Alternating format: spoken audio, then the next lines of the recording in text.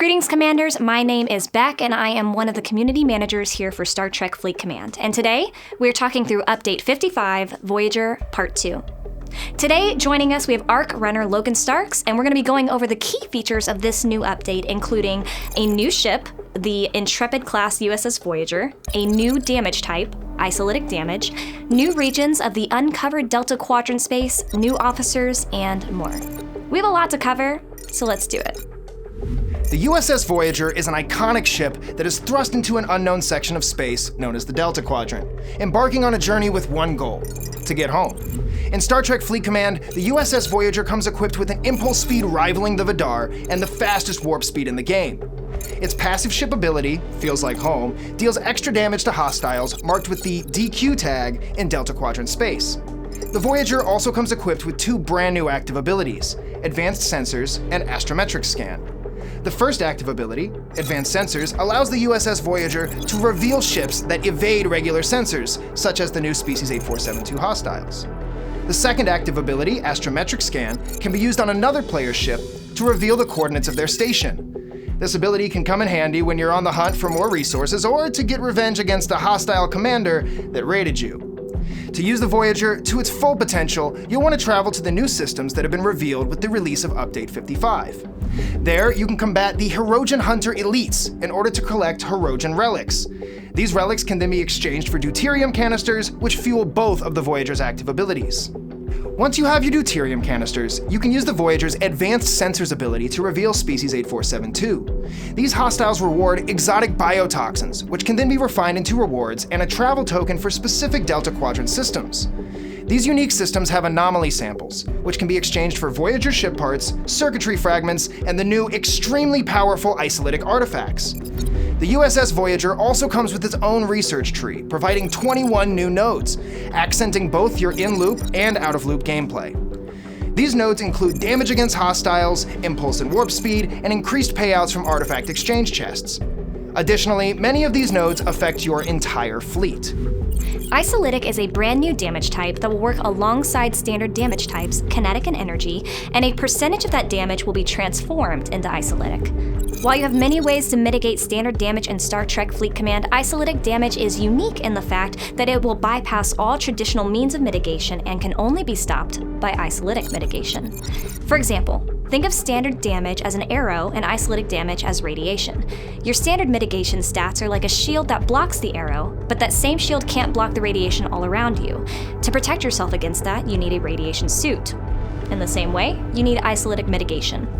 You'll be able to unlock this new force multiplier in a variety of ways, such as the new isolytic artifacts available this month, and this will be a permanent new addition to the core strategy of Star Trek Fleet Command, starting with our Captain Janeway being released this month. The team has been working on this feature for some time, and we're super excited with the creative possibilities this stat will bring to future releases. Additionally, in Update 55, this damage type will add a new layer of strategy into your galactic exploration and a new way to interact with Star Trek Fleet Command. There are 3 new officers available this month: Epic Captain Janeway, Rare Harry Kim, and Rare Tom Paris. Captain Janeway's officer ability is Red Alert Raise Shields. This increases shield mitigation by a percentage for 1 round when you take hull damage from any non-player hostiles or armadas. Her officer ability, Bend the Rules, will amplify your isolytic damage at the start of combat against non-player hostiles and armadas. Harry Kim's officer ability is Are We Friends and increases all FKR reputation gains. Their below deck ability is To the Journey, which has a percentage chance each round to generate morale against non-player hostiles and armadas. Tom Paris's officer ability is Too Stubborn to Die, which increases critical damage by a percentage whenever you take damage from a non-player hostile or armada. Their below-deck ability, War's Almost Over, provides an increase to armor, shield deflection, and dodge at the start of combat against non-player hostiles and armadas. Rounding out the PvP ship-specific Prime nodes is Prime Battleship Wrecking, which, when going against a player battleship, will increase your standard damage by 300%. As the crew of the Intrepid Class starship Voyager continues their journey throughout the Delta Quadrant, Captain Janeway returns to the bridge in order to resume command and find a way home for her crew. However, clandestine forces conspire in the shadows. Everyone can learn more about these forces and the journey of the USS Voyager in 10 core missions, 10 planetary side missions, and 2 isolytic damage side missions. Additionally, Strange New Worlds Part 2 missions are coming to the holodeck. With the threat to the Delta Quadrant so immense, you also need to uncover the plot throughout the course of the arc. Each day, you'll have an event that coincides with the missions for the arc and helps you progress through your storyline meta. Janeway is out solo, and the anomaly in the Alpha Quadrant seems to be our best chance to get her back. Whether it's battling through Hirogen or discovering a Romulan plot, all roads lead to high tensions around the anomaly and the Delta Quadrant in general. Missions will be opened up throughout the month rather than all at once, and will give you a clear look at the magnitude of the threat you're up against.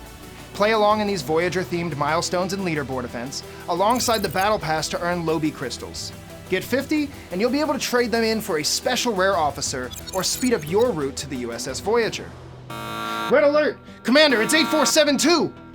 Directive 010 Override is a new style of PvP event, where you only have one shot and 1.5 hours to destroy as many players as you can. After all, any one of them could be Species 8472.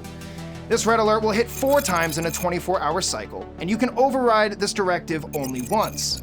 The tokens you get here will score you in the Isolytic Studies leaderboard and in your main storyline event for the day, so defend the Federation as forcefully as possible. There's 7 new avatars, 4 new frames, and a brand new hailing frequency this month, which can be obtained in a variety of ways throughout the month. The new Battle Pass is now live, and a variety of bug fixes and other improvements can be viewed in full detail via the patch notes linked in the description down below. As always, thank you guys so much for tuning in. We can't wait to hear what you are looking forward to most this update. That's all we got. This is Beck, signing off.